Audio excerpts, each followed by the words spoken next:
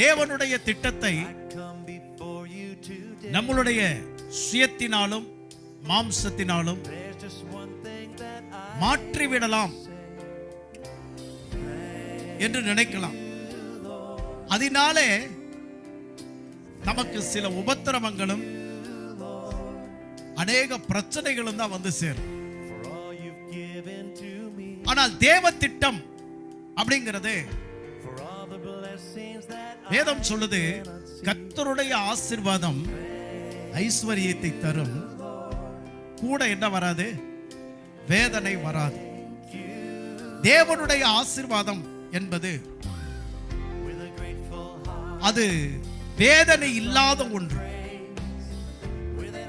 ஆனா என்ன,